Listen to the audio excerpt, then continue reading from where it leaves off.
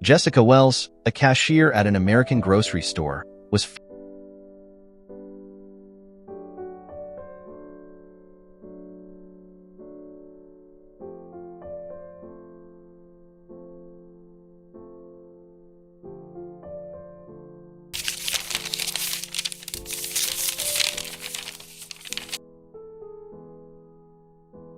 when she was still just a baby, she was found crying in a cardboard box at the doorstep of an orphanage in the town of New Hampshire, United States.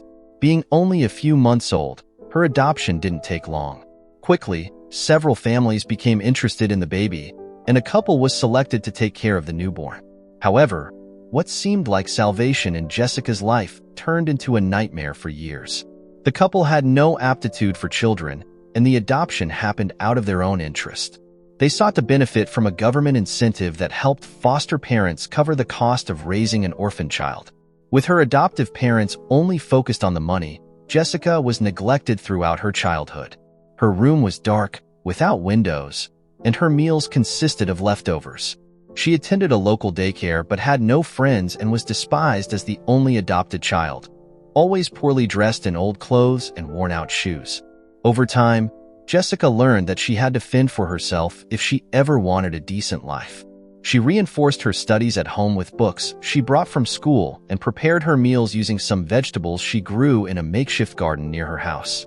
But even with all these difficulties, Jessica was a cheerful and respectful child. She saw the world as a wonderful place that she longed to explore. All she needed to do was wait for the right moment to do so. And that moment came when she turned 18, but in a painful way. The adoption incentive law guaranteed resources until the children reached adulthood.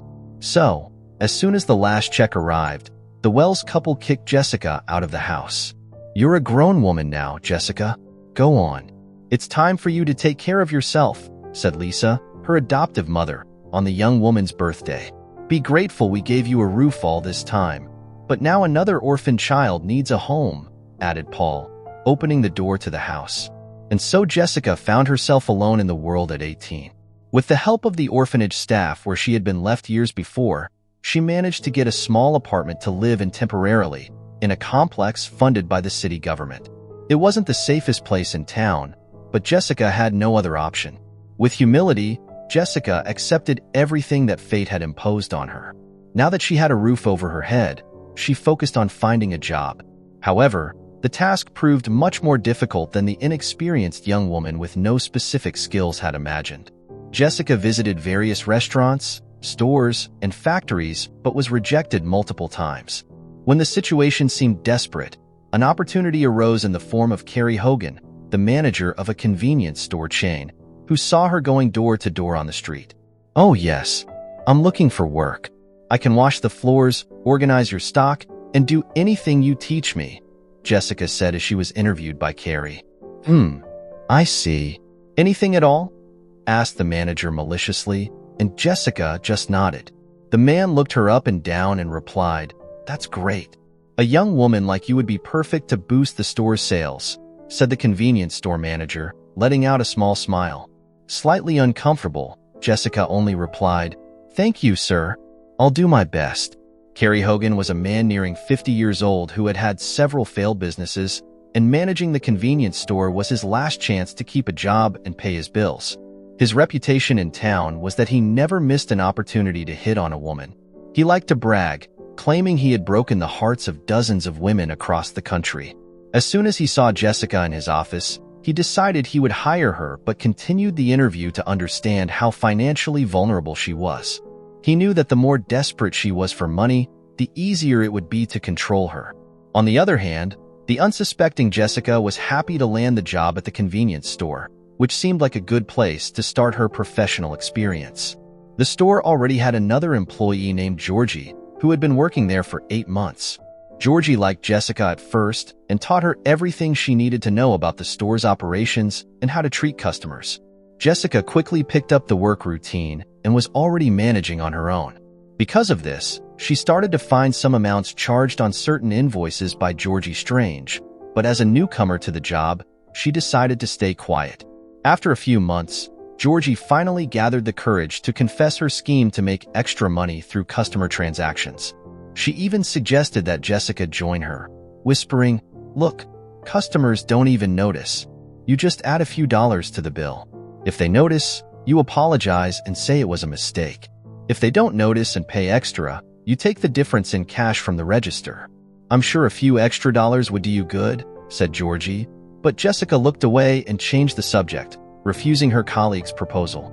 Despite growing up in an oppressive home, she knew that stealing and deceiving customers was wrong. Jessica had always lived humbly but honestly, and the salary she received was enough to maintain the modest life she was accustomed to. However, Georgie's fraudulent schemes weren't the only thing wrong in that place.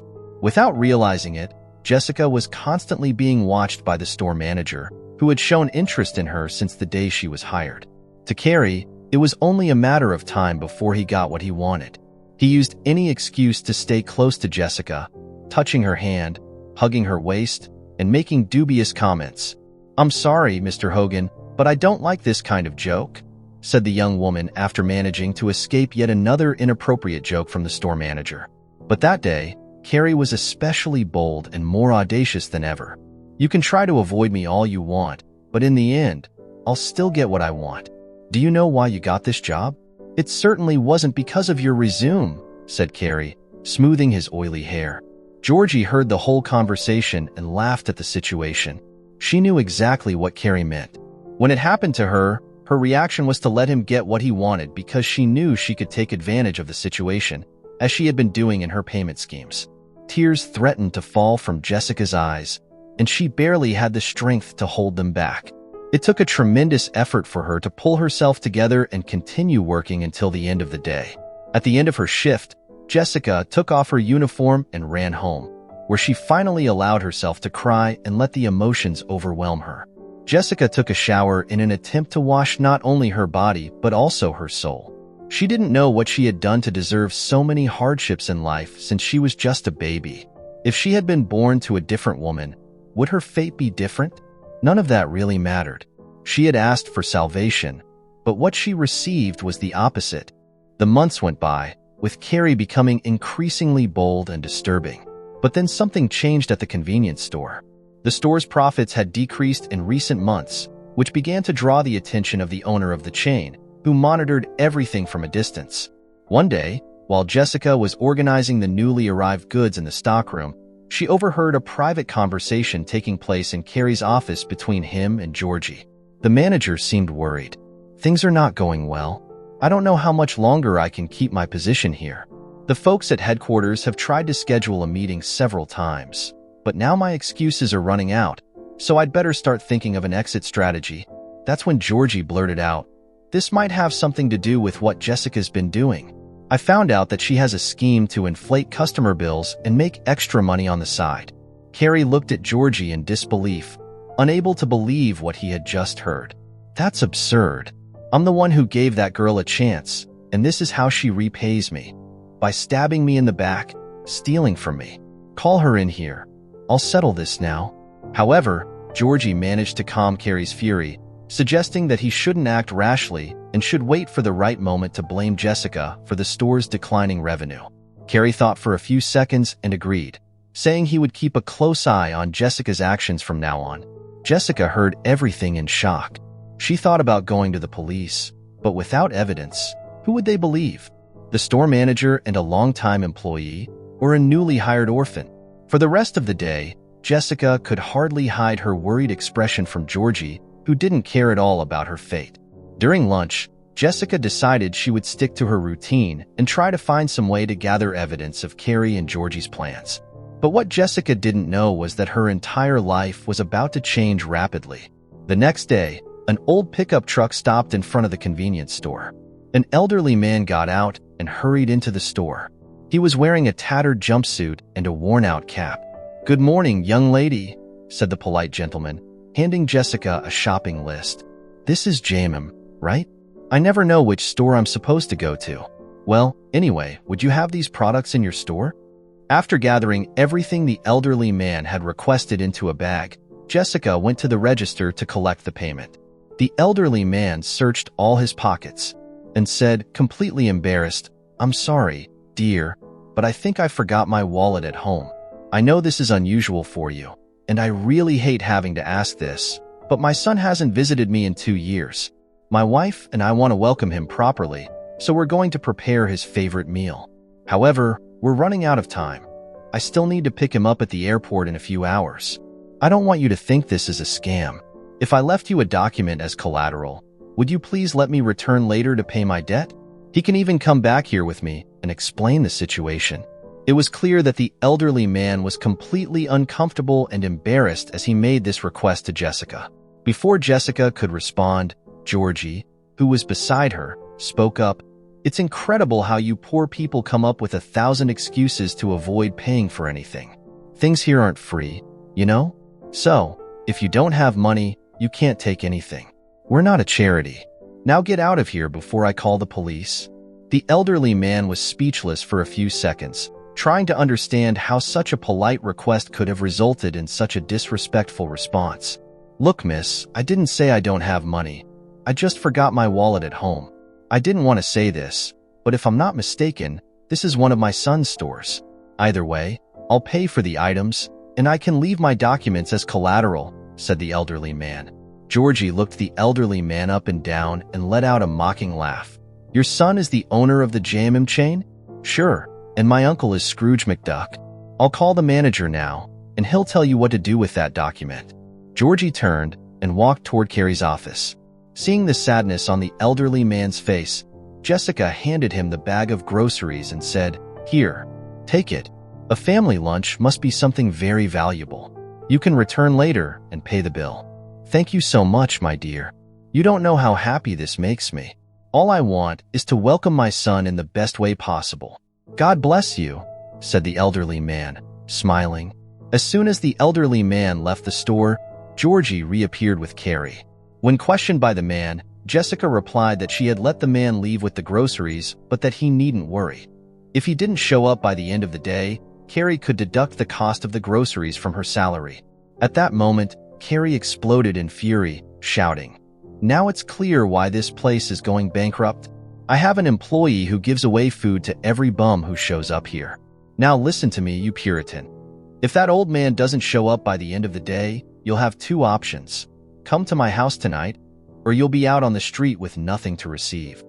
Carrie knew that the value of the elderly man's purchase was small, but it gave him the perfect excuse to force her to sleep with him or fire her without paying her any rights.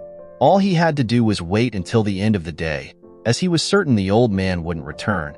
In his mind, his plan to blame Jessica for the convenience store's bankruptcy was more certain than ever. He just didn't expect that his world of lies and abuses was about to crumble. Hours later, when Jessica was already losing hope, a BMW parked in front of the convenience store, and a well-dressed man in designer clothes and sunglasses got out. He walked around the car and opened the passenger door, helping the same elderly man from earlier to get out of the car. The two approached the store and headed towards Jessica. Hello again, young lady, said the elderly man to the young woman. As promised, I've come to settle my debt. Unfortunately, I couldn't help but overhear what your rude manager said to you right after I left. This is Jack, my son, and he wants to have a word with your boss. Jack was the elderly man's only son, who had left that town many years ago to study. Fortunately, he was a smart man who had managed to make a lot of money in retail. Jack owned several profitable businesses, and the J&M convenience store chain was just one of them. When Carrie came out of his office and saw the elderly man who had visited the store earlier, his body froze. He knew that this was indeed Jack's father, the owner of the chain. But his nightmare worsened when he realized that Jack himself was standing there beside him. Hello, Carrie. My father told me everything that happened here, and I must say you were extremely unfortunate in your words, said Jack, addressing Carrie. One should never treat a good deed in such a way, as we never know how fate might respond to that. It's one thing not to want to help an elderly man. It's another to abuse an employee of my company, claiming she should sleep at your house to keep her job. My father heard everything, and you've gone too far, my friend. I would never have the success I have today if I treated my employees that way. I owe everything I have to them. At that moment, Jessica couldn't hold back her tears. The elderly man approached and comforted her. Jack continued, I didn't come back here just to visit my parents. though that is the best part of the trip. I'm here to understand why this store is the only one in the entire chain that's losing money. But it seems I've already figured it out. Mr. Hogan, let's talk privately in your office right now. Cornered, Carey showed all the reports and documents to his boss, Jack. Analyzing the papers, the elderly man's son confirmed what he had already suspected. Carey had been embezzling money and goods from the convenience store for months. Jack also spent hours talking to Jessica, who told him everything she had overheard in the previous day's conversation, as well as all the abuses she had suffered from that despicable man. In light of everything, there was no other option but to fire Carey and call the police to have him prosecuted. Georgie was fired, and Carey was sentenced to 3 years in prison for tax fraud and theft. Additionally, several women sued him for harassment, which is still pending in court and could earn him up to 15 years in prison. Jessica was hired as the new manager of the store, and a strong friendship developed between her and the elderly man, who did everything he could to try to match her with his son. Jessica always says it's not the time to think about that, but she couldn't help but notice Jack's affectionate smiles and his increasingly frequent visits to that store. If you enjoyed this story, please leave a like, and this other video appearing on the screen now will probably move you as well. Enjoy, and see you in the next video.